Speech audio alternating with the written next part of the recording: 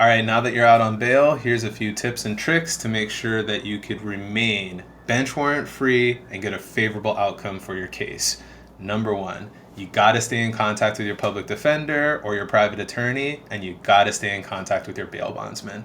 Super important, and it is critical to do so because as a bail bondsman, we just want to make sure that you have your court dates all arranged. We want to make sure that you know when court is, where it is, what court date, the time, all those little specifics to make sure that you have everything available to make your court appearances. That's the bail bondsman's job. Number two, on the attorney side, whether you have a public defender or a private attorney, both will want to make sure that you're in contact with, just because if something does happen, unexpected, unpredictable, and you're running late, or maybe you're missing court because of a medical emergency, so long as you're in contact with your attorney, there is a way to avoid getting a bench warrant.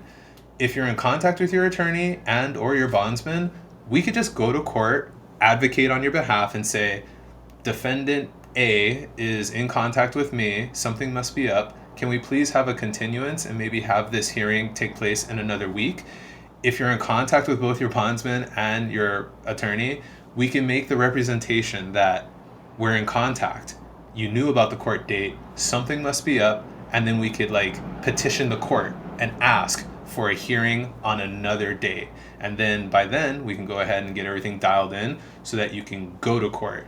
Now, if we can't make that truthful representation to the court, well then guess what?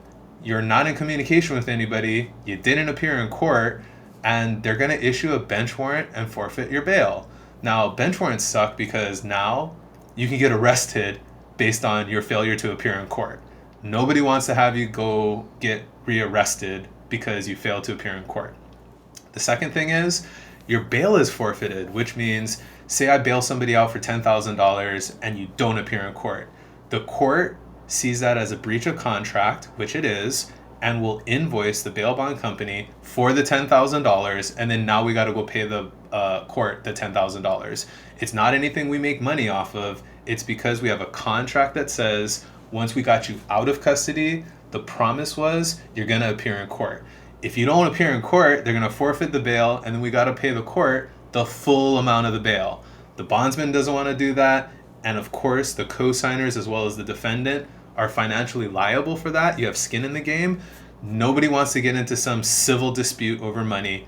We just want our clients to go to court.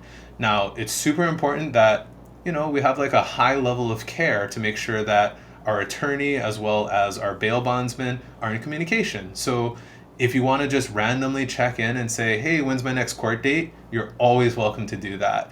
If you change your phone number or you get a brand new phone, go ahead and update us. Give us a text message and just let us know, hey, this is my new cell phone number. Or if you move, super important, let us know, because we mail out court reminders sometimes and we got to be able to have some sort of communication. So if we take care of those basics, that's 90% of having a favorable outcome. Going to court, staying in contact with your attorney, staying in contact with your bail bondsman, and then you could avoid all the fees associated with missing court. Here's what a lot of people don't tell you happens when you miss court. One, the judge is not going to be pleased that you missed court. Not good for your case when the judge clearly isn't going to be pleased because you failed to appear in court.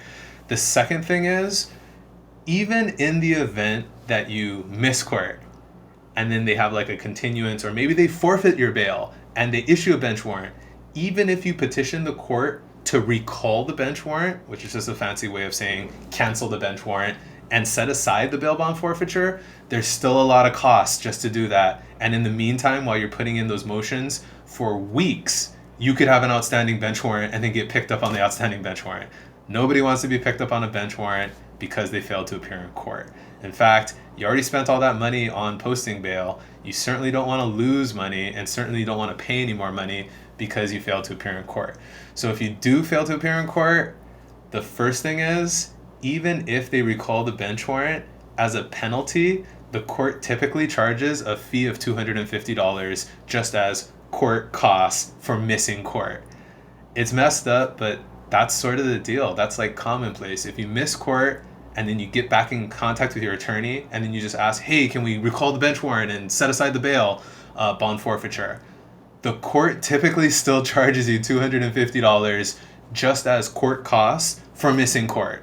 Nobody wants to pay additional costs. It's not anything that me as a bondsman makes any money off of. It's just money that is wasted paying the court. The second thing is, a lot of times they'll automatically set aside the bail bond forfeiture, which is the second part of it. They'll set aside the bail bond forfeiture, but a lot of times that isn't going to happen. And as the bail bondsman, I have to hire a private attorney to draft a motion, file it, appear in court at a special hearing just to set aside the bail bond forfeiture. Now, what that means is if you miss court, your bail is forfeited. It's going to stay forfeited until you set aside the bail bond forfeiture. I can't just email the judge and be like, yo, I'm sorry, it's all good, I'm in contact with my client. There's no way for me to magically just appear and address the court. They don't allow us to do that. You have to go by your attorney, and your attorney has to file a motion, have a hearing. It's a big waste of time, but that's the procedure that the court does. And in order for me to have an attorney do it, I gotta pay my attorney $500 plus tax, and then you pair that with the $250 court costs, you could be looking at $750 worth of fees just because somebody missed court. And if there's a legitimate reason, well then you can live with that. But if you were just careless and didn't bother, paying your cell phone bill or getting a new phone or letting us know that you're running late, if it's something careless, that's the absolute worst, and that's an unfortunate reality that people sometimes get shocked by. You gotta make sure that you go to court, you've already posted bail, you've already paid all that money, you wanna make sure your bail is in good standing. Nobody wants to have to deal with, forfeiture, set aside, hiring an attorney, having a bench warrant and having to wait weeks on end for it to be recalled. It's totally not worth it, but it's 100% avoidable. All you have to do is stay in contact with your attorney, stay in contact with your bail agent, and like 99.9% of the time, you're not going to ever have another fee. But that's up to you, the client, and that's up to you, the co-signers, to make sure that you're in contact with A-1, in contact with the attorney, to make sure you have a favorable outcome. So that's my tips and tricks video to help you stay bench warrant free and not have to pay any extra money once you've already posted bail.